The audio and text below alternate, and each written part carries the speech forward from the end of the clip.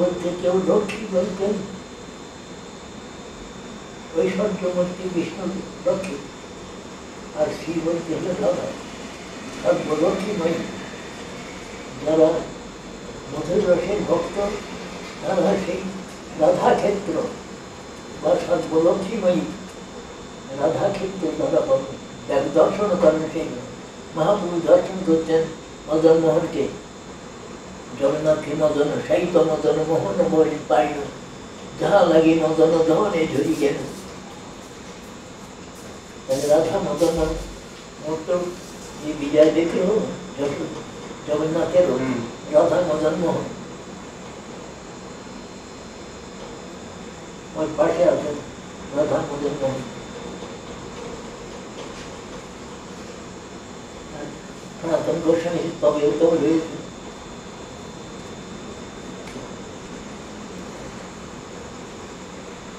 রাধা সরস বকুর আলিঙ্গন সুখ জগন্নাথকে স্তব করছেন। রাধা সরস বকুর আলিঙ্গন সুখ, রসানন্দী রাধা সরস বকুর আলিঙ্গন সুখ। এবার সে রাধা মদন মোহন, বিজয় বিগ্রহ সেই রাধা মদন মোহন।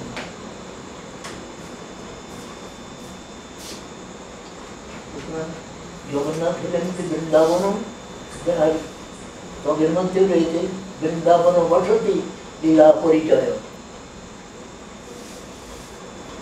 তবের মধ্যে রয়েছে।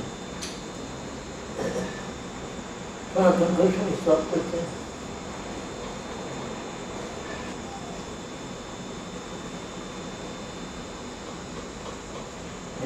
অনেক আমাদের আছে যারা নাস্তিক, তারা কৃষ্ণ শিব স্বীকার করবে না, ভগবান স্বীকার করে না, কিন্তু না স্বীকার করলে কি তারা বলে প্রকৃতি। প্রকৃতি প্রকৃতি কার প্রকৃতি? ভগবানের প্রকৃতি। এই জন্য গীতায় বলছেন মায়াধ্যক্ষেণ প্রকৃতি সুয়তে সচরাচরণ। আমার অধ্যক্ষতা হেতু প্রকৃতি চরাচর জগৎ প্রসব করে। এই না থাকলে প্রকৃতি জড় বস্তু। এই জন্য কবিরাজ গোস্বামী প্রভু বলছেন, তুমি যদি প্রকৃতিকে কারণ ধরো তাহলে তোমার কথা অজা কলস্তনের ন্যায় নিষ্ফল হবে। অজা হলো ছাগি, ছাগির যে শিশু সে বোঝে না, তো বোঝে সে ছাগলের এখানে দুটো মাংসপিণ্ড থাকে স্তনের মতো, তো সেটা ঠুল দিয়ে দুধ পায় না। তুমি যদি অজাগর কি বলো, তুমি যদি প্রকৃতি বলো, প্রকৃতির কারণ বলো, তাহলে তোমার বাক্য অজাগর স্তনের ন্যায় নিষ্ফল হবে। কবিরাজ গোস্বামী ভাষা দেখবেন চৈতন্য চরিতামৃতে আছে। কেননা প্রকৃতি কারণ হতে পারে না, প্রকৃতি জড় বস্তু, তাকে একজন চেতন করবে। তো এই জন্য বিদায় বলছেন ময়াধ্যক্ষেণ প্রকৃতি সুয়তে সচরাচরণ। আমার অধ্যক্ষতা হেতু প্রকৃতি চরাচর জগৎ প্রসব করে, নতুবা প্রকৃতি জড় বস্তু কি করে হবে? এই জন্য উপনিষদ বলছেন মায়ান্ত প্রকৃতি বৃদ্ধি। প্রকৃতি হল মায়া।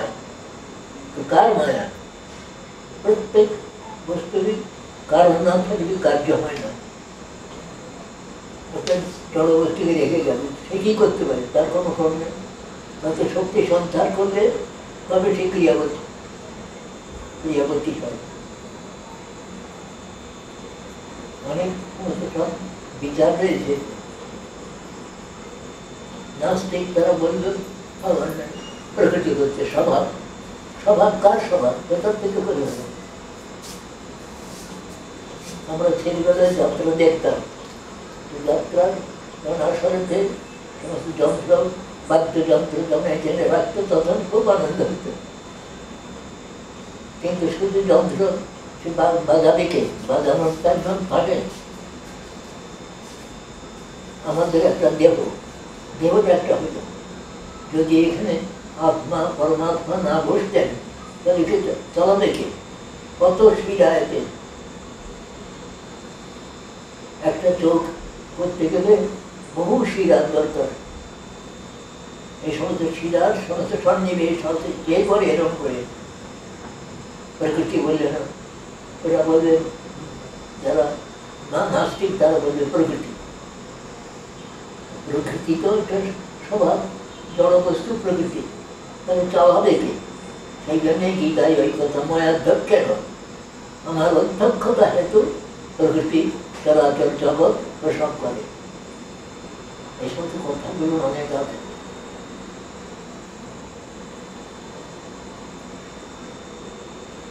কিরকম একটা মনুষ্য জগৎ দেখো না, কত জিনিস আছে, চক্ষু, কর্ণ, নাসিকা, জিহ্ব, ত্বক প্রভৃতি, কত রকমের মধ্যে শিরা সন্নিবেশ। সোজা কথা, একটা মনুষ্য তো নিজের সেখানকার যে শিরা সেইটি দেওয়া সমস্ত সব হবে, সব প্রকৃতি করেছে। প্রকৃতি একটা জড়বস্থা সে কি করে পারে? যেদিন এখান থেকে সে আত্মাটা চলে যায়, সেখান থেকে তখন প্রকৃতি তো ঠান্ডা হয়ে যায়। যখন ভগবত ইচ্ছায় যখন সেই আত্মা এখানে বসে, আবার আত্মার যে কর্তা আছে পরমাত্মা বলবেন, সেটা গীতায় রয়েছে। ঈশ্বর আর উত্থান হৃদেশে অর্জুন তিষ্ঠতি, বলেছ গীতায় পড়েছ না? ঈশ্বর সর্বভূতানাং হৃদেশে অর্জুন তিষ্ঠতি। সর্বদেশী বলছে তিনি আত্মারূপে এবং আত্মার ভগবানের সেবায় নিযুক্ত না করে মুকুন্দ সেবা বৈকাল মানে হয়েছে মুকুন্দ সেবার উপযোগী করে ভগবান আমাদের ইন্দ্রিয় করেছেন। সুতরাং এই জন্য উপদেশ দিচ্ছেন যে ভগবান এমন সমস্ত সব ইন্দ্রিয় সংযুক্ত করে দিয়েছেন, একটা মনুষ্য ভগবানের সেবা না করে সেগুলো সব মনে করে আমার জন্যে রয়েছে।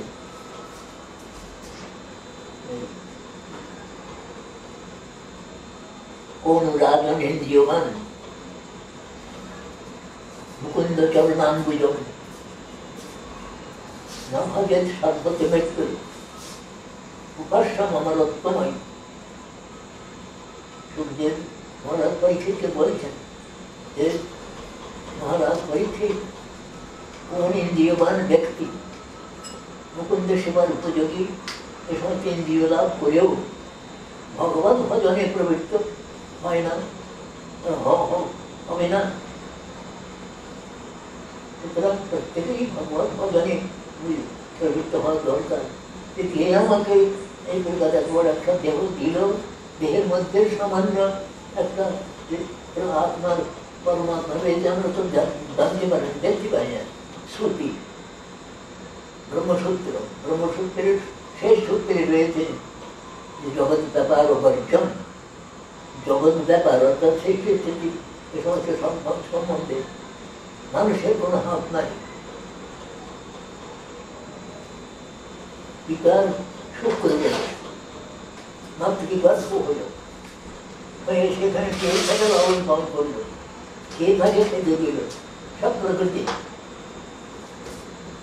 এগুলো এগুলো হয় হচ্ছে, কিন্তু এর মধ্যে একজন কেতন কেতন না বসে থাকলে এ সমস্ত করে না। সেই জন্যে যারা নাস্তিকদের কথা, সব প্রকৃতি ছাড়া নাস্তিকদের কথাই নাই, প্রকৃতির কারণ। এই জন্য প্রকৃতির কারণ খণ্ডন করেছেন এইভাবে।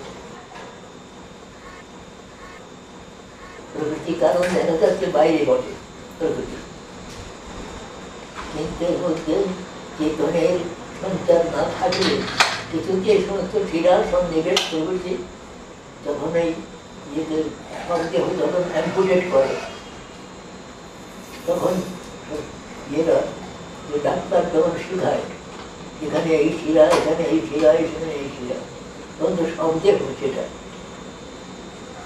ওই সমস্ত শিরা সন্নিবেশ কে করে, কারণ তার মধ্যে চেতনা একটু থাকা দরকার তো, নাহলে শিরা সন্নিবেশ কি করে? কথা বলছে আমরা, এই কথা বলতে বলতে বন্ধ হয়ে যেতে পারে, আমার কথা বলাই কে? প্রত্যেক জিনিসকে একটা দেখা যাচ্ছে যে কারণ ছাড়া কার্য কিছুই হতে পারে না। Every action has got its cause. cause and effect theory. প্রত্যেকের একটা কজ থাকা দরকার, আমি এফেক্ট হবে। Without cause no effect can be possible. You see, cause and effect theory, এটা থিওরি আছে। প্রত্যেক কজের একটা কারণ রয়েছে, কারণ প্রডিউসার এফেক্ট।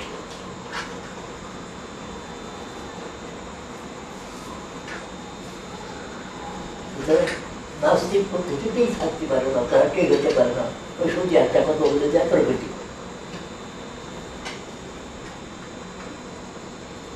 স্বভাব কি হচ্ছে, এত বড় বড় গাছ এগুলো উঠছে, তাতে নারকল হচ্ছে হচ্ছে, সব প্রকৃতিতে। প্রকৃতি আসে কোথার থেকে? ভগবানের পরিচিত থেকেই ওই নারকল গাছটা, বড় বড় নারকল গাছ হচ্ছে, তাতে নারকল ফল ফলছে, তার মধ্যে আবার শ্বাস রয়েছে। এই সমস্ত একজন নির্মাতা না থাকলে শুধু প্রকৃতি কথাটা বললে হবে না। এই জন্য গীতার কথা, ময়াধ্যক্ষেন অধ্যক্ষেন ময়া, আমি অধ্যক্ষ, আমার অধ্যক্ষতাতে প্রকৃতি কার্য করছে। এটা না বললে কথার পূর্ণতা হবে না। একটা বাক্য বললাম, বাক্য বললেন, বাক্যের অর্থটা কি?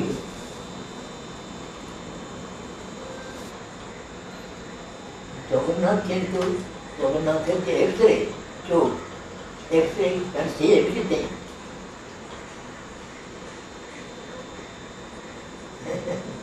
একবার চোখ চোখ নয়, যে সব দেখছেন, অন্তর বাহির সমস্ত সব দেখছেন তিনি। আমি এখানে আমাকে ঢোকাতে পারি, তার চোখ ঢোকাতে পারি না। আমি আমি কোনো একটা দুষ্ট কর্ম করে ফেললাম, আমি করি নাই, কিন্তু তার সাক্ষী স্বরূপ রয়েছেন পরমাত্মা ভিতরে। কি করছি না করছি প্রত্যেক জীবের সাক্ষী স্বরূপ পরমাত্মা প্রত্যেক জীবের হৃদয়ে রয়েছেন। আত্মা কি প্রকারে বদ্ধ হচ্ছে, কি প্রকারে তার থেকে মুক্ত হচ্ছে, সমস্তই পরমাত্মা সব জানছেন, দেখছেন, সাক্ষী স্বরূপে। আমি কোনো কথা আমি করি বললাম যে আমি করি নাই, এবার না আমার মুক্তি বেরোলো বটে, কিন্তু পরমা বলছেন বেটা তুই করলি করে বলছিস, মিথ্যা কথা বলছিস, মিথ্যার জন্য আমাকে দণ্ড পেয়ে নিস্তার নাই। দণ্ড এই সমস্ত রোগ টোগ ব্যাধি ট্যাধি নানা রকম করে সে দণ্ড পেতে হয় আমাদেরকে। আবার ডাক্তার এলে চিকিৎসা করেন, কোনো ডাক্তার হয়তো চিকিৎসাই করতে পারলো না, দীর্ঘকাল কানটা বদ্ধ হয়ে। আবার কতগুলো অলৌকিক কৃপাও আছে ভগবানের। সে সমস্ত কৃপা মানুষকে যখন অত্যন্ত কাতর হয়ে ভগবানকে ডাকে, ভগবান জীবের সমস্ত অপরাধগুলো ক্ষমা করেন, করে তাকে আবার মনুষ্যচিত ভক্তচিত তার চিত্ত ব্যক্তি দেন। সে ক্রমে ঘুরে ভগবানের কাছে ক্ষমা প্রার্থনা করে। তিনি তো করুণাময়, তিনি ক্ষমা করেন। আমি একটা দোষ করলাম, দোষের ক্ষমা আছে সেখান থেকে, কেননা পরম করুণাময় তিনি। জীব যখন কাতর হয়ে তার কর্ম স্বীকার করে যে আমি এটা অন্যায় করেছি, তখন ভগবান তার প্রতি তুষ্ট হয়ে সেই মায়া, সেই দণ্ডটা দেয় মায়া। কৃষ্ণ ভুলি সেই জীবন আদি বহির্মুখ, অতএব মায়া করে দেয় সংসার আদি দুঃখ। সংসার দুঃখ তো আমরা বুঝি না। সংসার দেখবে ভালো একটা স্ত্রী, তাকে ভোগ করে যাবে, তাকে করে যাবে একটু দেখবে, কিন্তু ভোগ করলে তাকে যে কি প্রকার সমস্ত অন্যায় ভোগ করলে তাতে যে কত অসুবিধা রয়েছে তা তো আমরা প্রথমে বুঝি না, দেখলাম ভালো। তার ফলস্বরূপ দণ্ড পেতে হয় সংসার। জীব কৃষ্ণদাস তাহা ভুলি গেল, সেই তো সে মায়া তার গলায় বাঁধিল। সেই তো এমন ভগবানের ভজনের দেহটা সে নষ্ট হয়ে গেল এরকম করে, হয়ে গিয়ে নানা রকমের তার দুঃখ কষ্ট হতে লাগলো। সংসার একটা সংসার পেল, এবার সংসার দুঃখ কষ্ট এসে করতে লাগলো। তবে আবার যখন ভগবান তাকে ক্ষমা করেন, তখন আবার যেন তার সংসারটা তার যেটা সুন্দরভাবে চলতে থাকে। আমরা ভিতরে কি আছে তা তো দেখি না, বুঝি না, বাইরেটা বিচার করি। মায়ান্ত প্রকৃতি ব্যক্তি, মায়া কি? তাকে বলছেন মায়াটাই প্রকৃতি বলে। মায়ান্ত প্রকৃতি ব্যক্তি, মায়ান্ত মহেশ্বর, মায়ার আবার অধিষ্ঠান যিনি, তিনি মহেশ্বর ভগবান। এই জন্য তাকে বলা হচ্ছে মায়াত্মক্ষেণ প্রকৃতি, তার প্রভাবে শক্তি সঞ্চারিত হয়। এবং প্রত্যেক যে যেখানে জীব আছে, তোমার একটু চামড়াটা একটু ফেক, আমার একটু, আমরা এই দেশে বাস করি, এ দেশের ইয়েটা সমুদ্রের থাকে কালো হয়ে যেতে হয়, চামড়া কালো হয়, মানে কালো কিন্তু হবে না, কাফি গাছ অত্যন্ত কালো। এ সমস্ত সব ইয়ে হয়। সুতরাং এগুলো তো মানে প্রত্যেক জীবের একটা সাদৃশ্য রয়েছে। তোমার চেহারাটা একটু নতুন, আমার চেহারাটা একটু অন্যরকম। এটা চেহারা আছে, জিনিসটা তো সেটা এক জিনিস। চক্ষু কর্ণ নাসিকা ত্বক জিহ্বা ত্বক প্রভৃতি, হস্ত পদার্থ ইন্দ্রিয়, বাক পানি পাত বায়ু পস্ত, এবং চক্ষু কর্ণ নাসিকা জিহ্বা ত্বক, এগুলো সব জায়গায় এক।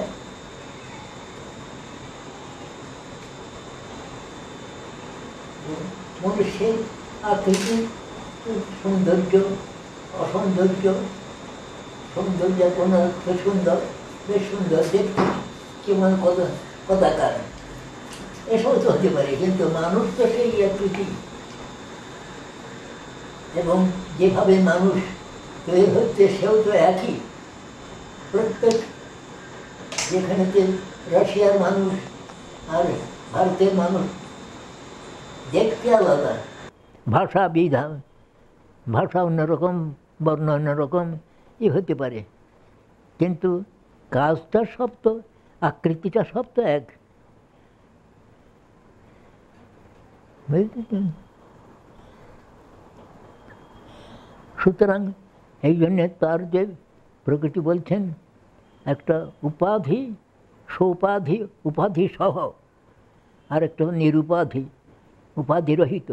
উপাধি বলে এইগুলোকে, কারোর অমুক ব্রাহ্মণ, আমাদের দেশে যেমন ব্রাহ্মণ, ক্ষত্রিয়, বৈশ্য, শূদ্র, তারপরে এতে যদি BA পাস করা হয় অমুক অমুক, তবু কারোর বা গুণ, কারোর বা দোষ, এই সমস্ত শরীরে যেগুলো সব উপাধি। উপাধি বিভিন্ন হবে, কিন্তু নিরুপাধিক আত্মা, তিনি হলেন মহাপ্রভু যে পরিচয় দিয়েছেন। প্রত্যেক আত্মার, নিরুপাধিক আত্মার পরিচয় হল ওই কপিভর্তুক পদকমলয়ের দাস দাসানু দাস, প্রত্যেক দেশের। সুতরাং এই জন্যে তাদের ভজনের কথা মহাপ্রভু বলেছেন, পৃথিবীতে আছে যত নগরাদি গ্রাম, সর্বত্র প্রচার হইবে মোর নাম। কেননা সেই বাইরের যে আকৃতিটা, প্রকৃতিটা অন্যরকম, কিন্তু প্রকৃতপক্ষে যে আত্মা, আত্মার কৃত্য হল ভগবান। কেন? সে ভগবান থেকে উদ্ভূত হয়েছে। জগতের পিতা কৃষ্ণ, কে না ভজে বাপ, পিতৃদ্রোহী পাতকের জন্মে জন্মে তাপ। সমস্ত জগতের তাপ থেকে তো উদ্ভূত হচ্ছে, সেই জন্য তিনি পিতাহমস্য জগত, ভগবান গীতাতেও বলছেন, পিতাহমস্য জগত মাতা ধাতা পিতামহ। ভগবানের গীতায় তো তার ভগবানের কথাই তো, আমি সমস্ত জগতের পিতা। জগৎ বলতে স্থাবর জঙ্গম, আবার স্থাবরের মধ্যে কত সমস্ত বিভাগ রয়েছে, এই জন্য সেগুলো বিভেদ দিয়েছেন। জলযান অবলক্ষণী স্থাবরা লক্ষ্য বংশতি ক্রিময় রুদ্র সংখ্যকা আর পক্ষিণাং দশলক্ষকং ত্রিংশলক্ষানি পশব চতুর্লক্ষানি মানব। মানব সংখ্যা কম, আবার তার মধ্যে বুদ্ধিমান মানুষ, আবার তার মধ্যে ভক্তিমান মানুষ অনেক কম। 9 লক্ষবার জলজন্তু, ধরো 9 লক্ষবার জলজন্তু, তাহলে 9, তারপরে ক্রিময় রুদ্র সংখ্যা 11 রুদ্র, 11 লক্ষবার হলো আমাদের কৃমিকীট ইত্যাদি হয়েছে। 9 লক্ষবার জলজন্তু, 9 লক্ষবার জলজন্তু, 11 লক্ষবার কৃমিকীটাদি, 11 9 20। তারপরে বলছেন যে গাছপালা পাহাড় পর্বত 20 লক্ষবার, আর 30 লক্ষবার পশু জন্ম, তাহলে 20 আর 30 50, আর 20 70 হলো, আর 30 লক্ষবার হলো পশু জন্ম। এই মানুষের এই সমস্ত হয়। হ্যাঁ, আরও 4 লক্ষবার হলো মনুষ্য জন্ম। এই তো 84 হবে আর কি। বলুন, ধরুন জলযান অবলক্ষণী স্থাবরা লক্ষ বিংশতি ক্রিময় রুদ্র সংখ্যকা পক্ষিণাং দশলক্ষকং, তারপরে 30 লক্ষানি পশব আর 4 মানবা। এই 84 হবে, গুনিয়ে দেখো। আর 4 লোক হলো মনুষ্য জন্ম। তার মধ্যে গারো, কুকি, আকা, নাগা প্রভৃতি অসভ্য বন্যজন্তু প্রায়, তাদের একটা আলাদা। আর তার মধ্যে বুদ্ধিমান, এবং তার মধ্যে আবার মানে ভক্ত। কত তার মধ্যে ভক্তের মধ্যে আবার কত আছে, কেউ কর্মী, কেউ জ্ঞানী, কেউ এই সমস্ত সব রয়েছে। এই জন্য বলেছেন কোটি মুক্ত মধ্যে দুর্লভ এক কৃষ্ণ ভক্ত। কোটি মুক্ত মধ্যে কৃষ্ণ ভক্তের দুর্লভতা রয়েছে। মানে ভগবানের সেবার মধ্যে খুব বেশি জ্ঞানী পুরুষ হলেই হয় না। এই দিব্যজ্ঞান লাভের জন্য আমাদের মহাজনকে অপেক্ষা করতে হয়। আমরা দুটো কথা বলছি, কোথা থেকে বলছি, গুরুপাদ পদ্মাশ্রয় করেছি, করে গুরুদেবের কাছে শুনেছি, বা তাঁর কৃপাতে গ্রন্থাদি মহাজনের গ্রন্থ দর্শন করেছি, করে দুটো কথা বলছি। মধুভক্ত কোথার থেকে জানবো? সেই জন্যে প্রত্যেকের গুরুপাদ পদ্ম আশ্রয় করার দরকার। আমি আশ্রয় করেছি গুরুপাদ পদ্ম, প্রভুপাদের পাদ পদ্ম, তার কাছে যে সমস্ত শুনেছি, শিক্ষা করেছি, বা তাঁর অনুদান পেয়ে যে সমস্ত শাস্ত্র পড়েছি, তার থেকে দুটো কথা শুনেছি, সেই জন্য তোমাকে দুটো কথা বলছি। নতুবা আমি কোথায় পাবো? বুঝতে পেরেছ? প্রত্যেক দেখো তো কারণ সব বিজয় করে বুঝে হবে দেখো। তাই জন্যে বলছেন, যখন ভগবান অনেক সৃষ্টি করলেন, বৃক্ষান সরীসৃপ পশুন সৃষ্টা পুরাণী বিবিধানি অজয়াত্মশক্ত্যা। বৃক্ষান সরীসৃপ পশুন কৌশুদন, বৃক্ষান সরীসৃপ পশুন খগদন্দ শুকান তৈষ্টের অতুষ্ট হৃদয় পুরুষাং বিধায়। ব্রহ্মাবলোক বিশেষণ, শুধু পুরুষ নয়, ব্রহ্মাবলোক দূষণং মুদমাপদেব। অর্থাৎ সেই সৃষ্টিকর্তা ভগবান, তিনি তার মায়া শক্তিকে অবলম্বন করে বহু সৃষ্টি করলেন। এই সমস্ত পশু পক্ষী কীট পতঙ্গ, কিন্তু এসে তিনি আনন্দ লাভ করতে পারলেন না। যখন মনুষ্য দেহ সৃষ্টি করলেন, তার বড় আনন্দ হলো। কেন? এই মনুষ্য দেহতেই ভগবান বিবেক দিয়েছেন। ভগবত ভজন কী জিনিসটা এবং তা কেন করতে হবে, এই সমস্ত বিচারগুলোর মনুষ্য দেহে দিয়েছেন। তাই বলছেন যে ভগবান অনেক সৃষ্টি করে আনন্দ লাভ করতে পারলেন না, তখন মনুষ্য দেহ, কীরকম মনুষ্য দেহ না, সেই মনুষ্য দেহেতে ব্রহ্মাবলোক ধীষণম, ব্রহ্মবস্তু অবলোকন করবার ধীষণা বুদ্ধি এই মনুষ্য দেহেতে আছে। বিবেক ভগবত ভজন করতে হবে না, পশু দেহ দিয়েছেন বটে, কিন্তু পশুর এই বিবেক দেন নাই। ভগবত ভজন করার দরকার, এই বিবেক দেন নাই। একজনে মনুষ্য দেহের শ্রেষ্ঠতা হবে এই জন্যে। আবার তার মধ্যে মনুষ্য দেহের এই সমস্ত কোনটা কর্ম কোনটা জ্ঞান, কেন কর্ম, শুধু কর্ম করলে হবে না, জ্ঞান করলে হবে না। এই সমস্ত বিষয়ে ভক্তির যে শ্রেষ্ঠতা, ভক্তির শ্রেষ্ঠতা কি আমাদের বুঝিয়ে দিয়েছে? ওই ভগবানই তার ভক্তের দ্বারা, এবং তিনি যে গ্রন্থ সমস্ত সব প্রচার করেছেন, বেদাদি গ্রন্থ, শুধু বেদ প্রচার করলে তো হবে না, বেদের অনুগত সমস্ত যে সমস্ত গ্রন্থ করেছেন, ইতিহাস পুরাণ আদি সমস্ত করে ভক্তি গ্রন্থ করেছেন, তার আনুগত্যে যারা চলছেন তাদের কাছ থেকে আমরা শুনে বুঝতে পারছি যে মনুষ্য দেহ লাভ করে ভগবত ভজন করা দরকার। এই জন্য বলছেন পুরুষং বিধায় করলেন পুরুষ। তো পুরুষেতে কী জিনিস আছে না, ব্রহ্মাবলোক ধীষণা, ব্রহ্মবস্তু অবলোকন করবার ধীষণা বুদ্ধি এই পুরুষের দেহতে রয়েছে। এই জন্য পুরুষের শ্রেষ্ঠতা। তারপরে বলছেন লব্ধ্বা সুদুর্লভমেদং বহু সম্ভ্রান্তে মানুষম অর্থদমানিত্যম ধীর তূর্ণং যচৈতন পচৈতন মৃত্যু যাবন্যস্যায় বিষয় খলু সর্বদস্যাৎ।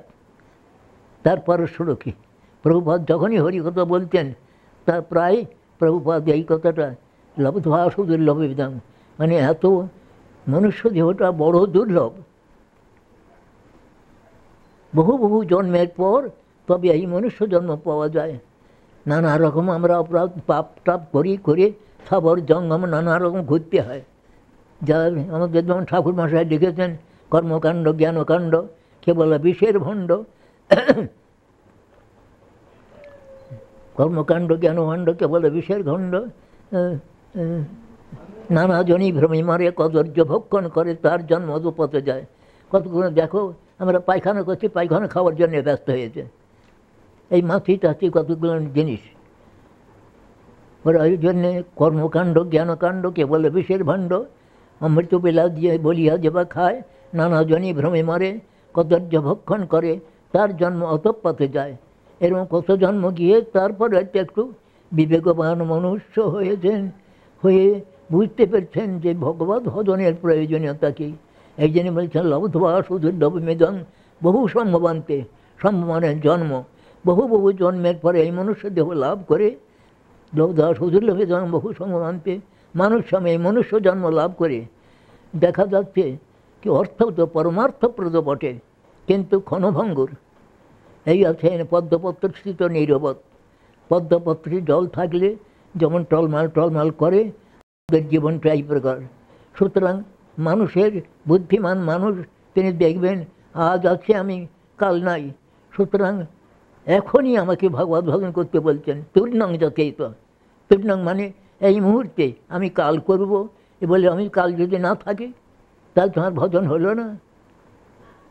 সুতরাং যে মুহূর্তে কোনো সদ্গুরুর বাদপাদে আমি শুনবো যে আমার ভগবত ভজন করা দরকার, কেন তিনি বুঝেছেন, তার বুদ্ধিটা আমাকে জানাচ্ছেন। আমি যদি তা না শুনি তাহলে আমি আগামী করলেও ভজন করব। তো কাল যদি আমার না আসে, রাত যদি আমার কাল হয়ে যায়, এই জন্যে যে তূর্ণং যচৈতন পচৈতন মৃত্যু যাবন, মৃত্যু সবসময়তে অনুমৃত্যু মানে কি, নিরন্তর মৃত্যু রয়েছে এর মধ্যে, কোন সময় কী প্রকার হয়ে যাবে তার কোনো স্থিরতা নাই। সেই জন্যে মনুষ্য এত দুর্লভ মনুষ্য জন্ম পেয়ে এর একটা সেকেন্ডের 11 ভাগ হলো লব, একটা সেকেন্ডের 11 ভাগ লব। তো লবমাত্র কালও সাধুসঙ্গ করলে আমি উত্তম ভগবানের পাপ লাভ করতে পারি, আর লবমাত্র কালের মধ্যে আবার কর্ম শেষ হয়ে যায়। সুতরাং মানুষের কোনো সময় অসৎ ব্যবহার করা উচিত নয়। যেখানে যে সময়টা পাবো সেই সময়টা পরমার্থের জন্যে ইয়ে করতে হবে। টাকা পয়সা দরকার হয় ভগবানের সেবার জন্যে, এটা করা দরকার, কিন্তু নিজের ভোগের জন্যে করে তো লাভ নাই। নিজে একটা রসগোল্লা জায়গায় না হয় দুটো রসগোল্লা খেলাম, 5টা রসগোল্লা, তার বেশি তো খেতে পারি না। তার বেশি খেতে হলে পেটে ব্যারাম হবে। দেখো দেখো বিচার করে।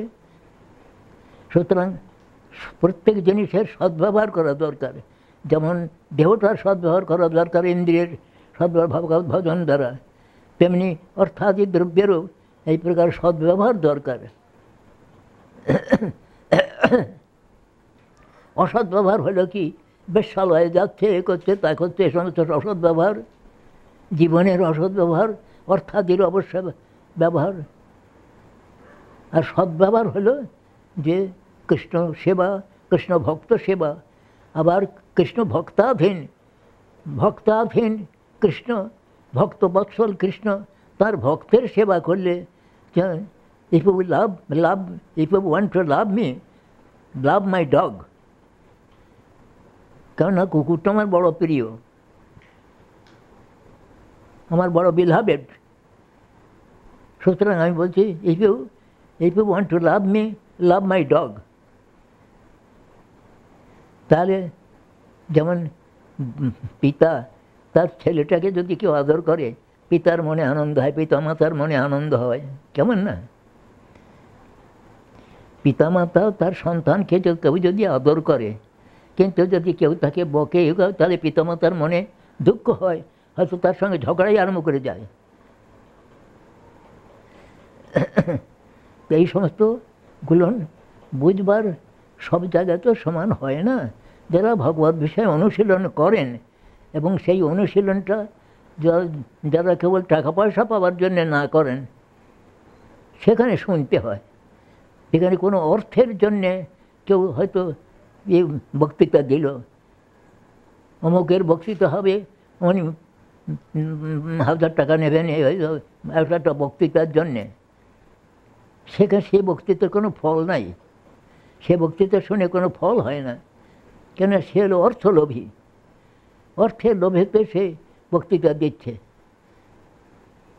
কিন্তু যেখানে যাচ্ছে যে নিঃস্বার্থভাবে তিনি জীবের যে অমঙ্গল দর্শন করে তার হৃদয়টা কাতর হচ্ছে। সনাতন গোস্বামী প্রভুর কথা বলছি।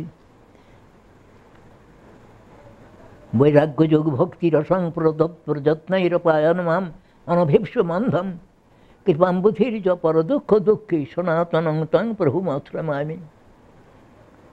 গাধার পণ্ডিত গোস্বামী তিনি সনাতনের প্রণাম করছেন বিলাপ কুসুমাঞ্জলিতে। প্রথমে সনাতনের প্রণাম করছেন। সুতরাং দেখতে হবে, আমি যে কথা বললাম, দেখো মায়ান্তু প্রকৃতি বিদ্ধি।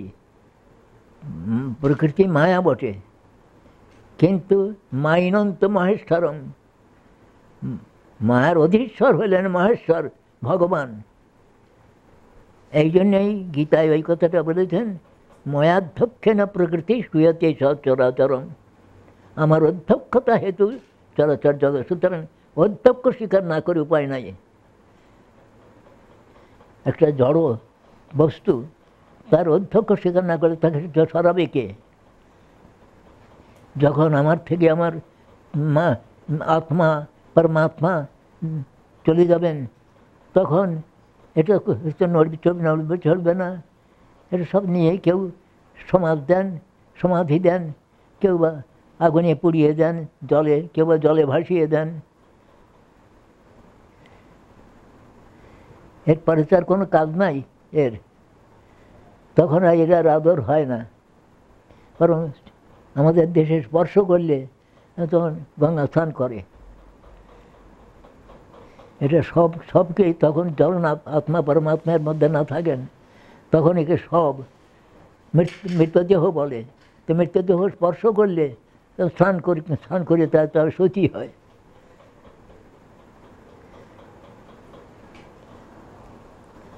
এই দেহের কত আদর। আবার যখন মরে তখন একে আদর করে আর ঘরে রাখে না। এখানে একটা একজন সাধুকে ঘরে রেখে পোতা গন্ধ বেরোয়, তখন পুলিশের থেকে লোক এসে তাকে করে যায়, বের করো।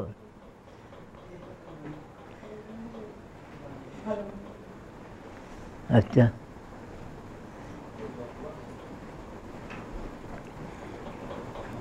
সুতরাং একটা ক্ষণেরও, এই জন্য তুর্ণাং কথাটা বললেন। তুর্ণাং মানে শোনা মাত্রই ভজন আরম্ভ করে দরকার। আমি কাল করবো ওই কথাটা নয়। কাল আমার জন্য অপেক্ষা করবে না, আমার কথার জন্য আপনি একটু ঘুমিয়ে থাকুন। হ্যাঁ, ঘুমিয়ে তো আবার বলবো, কাল অপেক্ষা করে না। কাল ওই ঘুম অবস্থাতেই একবারে চির ঘুম করিয়ে দেয়। সেই জন্যে যে মুহূর্তেও তো 48 মিনিট, ইয়েতে মতে, জ্যোতিষ মতে মুহূর্ত হলো 48 মিনিট। তখন একটু সময় পাওয়া যায়, কিন্তু কাল 48 মিনিট সময় দেবে না।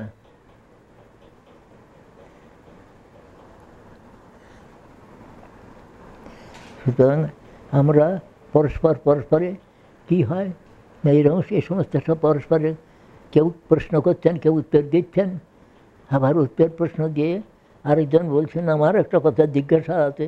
এই সমস্ত পরস্পর করতে হয়। এই জন্য পরস্পরানুকথনং পাবনং ভগবদ্দশ মিথরতির মিথস্তুষ্টির মিদ্যি নির্বৃতির মিথ আত্মন। পরস্পরতে মিলিয়ে মিশে এইরকম করে আমাদের আল করতে হয়। প্রকৃত গুরু, সদ্গুরু, তিনি গুরু হয়ে বসে থাকেন না যে কেবল আমি চেয়ারের উপরে বসে থাকবো আর আমার পায়েতে এসে টাকা ঢালবে। তার প্রভুপাদের শেষ মুহূর্ত পর্যন্ত প্রভুপাদ হরি কথা বলে গেছেন।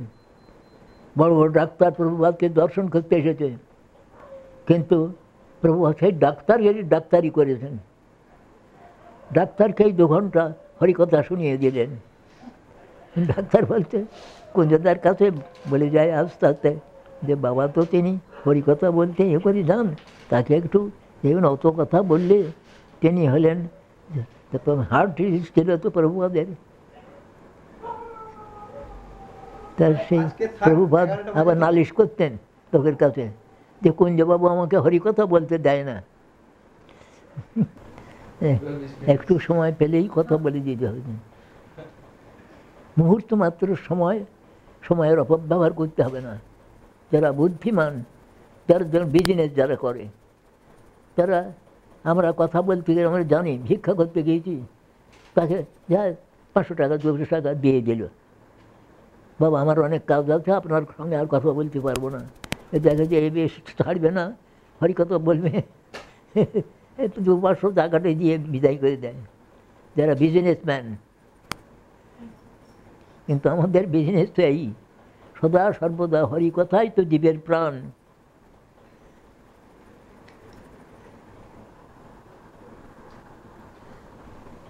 আমার ঘুমের লাঘব হচ্ছে, ঘুম করতে পারছি না। এটা ভক্তের বিচার নয়, ভক্তের বিচার যে কৃষ্ণ কথা। প্রভুপাদকে আপনারা দেখেন নাই, কিন্তু আমি কতগুলো মিথ্যা কথা বলছি না। প্রভুপাদকে 13 বছর দেখেছি, তা আমার চোখে দর্শন শক্তি নাই। আমি প্রভুপাদের অন্তর কী করে বুঝব? যা দেখেছি তাই আমি অবাক হয়ে গেছি।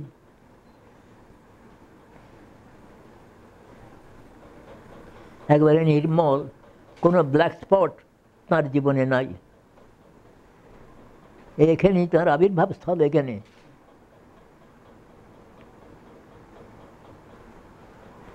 ওই শ্রীচৈতন্য গৌরী মঠ যেখানেতে একটা কোনো ব্ল্যাক স্পট, কারণ ভক্তিনাথ ঠাকুরের আদরের ছেলে। এখানে অন্নপ্রাশন হয় জগন্নাথের অন্ন দিয়ে, জগন্নাথের প্রসাদ দিয়ে প্রভুপাদের অন্নপ্রাশন। আর সেই অন্য কোনো অন্ন তিনি খান নাই, প্রসাদ ছাড়া আর কোনো অন্ন খান নাই।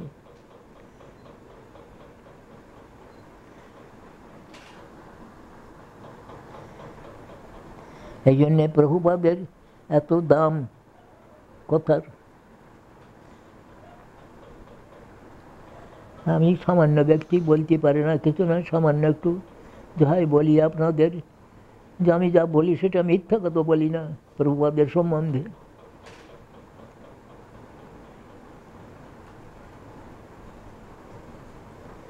আচ্ছা, আপনারা আসুন, নিয়ে না আসুন।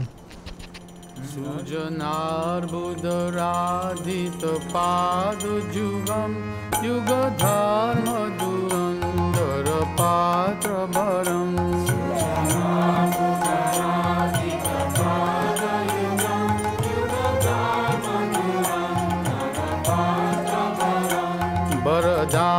वरदाभयदायक पूजपदम्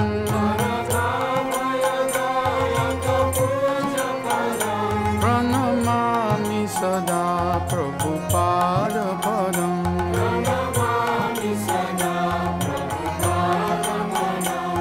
भजनोजित सज्जन संगपतिं पतिताधिककारुणिकैकगतिम्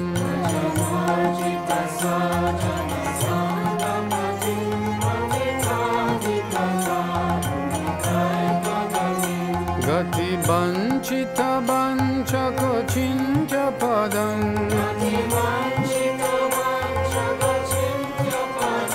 प्रणमामि सदा प्रभुपादपदम्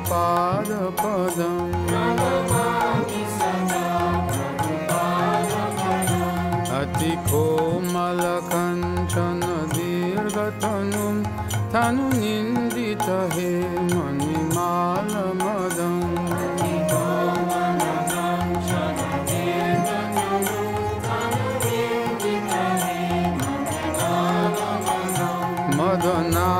मदनार्बुदबन्दित चन्द्रपदम् प्रणमामि सदा प्रभुपादपदम्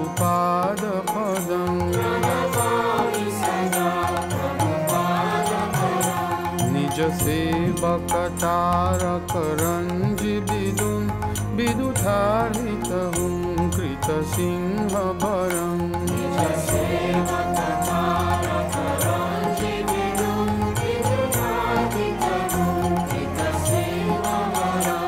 वरनागत बालिश चन्द्रपदम् प्रणमामि सदा प्रभुपादपदम्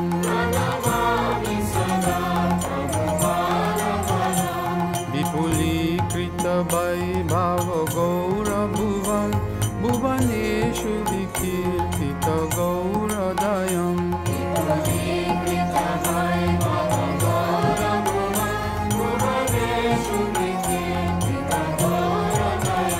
दयनीय गणार्पित गौरपदम्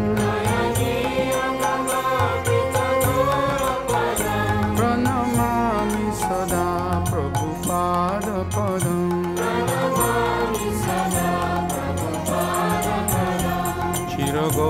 चिरगौरजनाशय विश्वगुरुन् गुरुगौरकिशोरकदाश परम्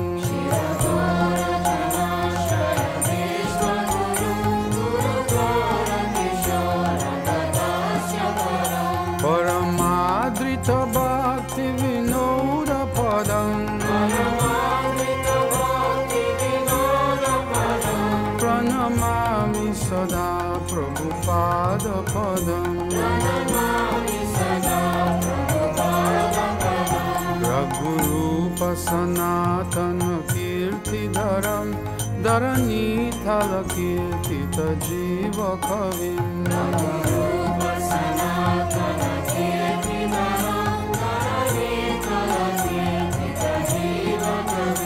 कविराज नरोत्तम साख्य पदम्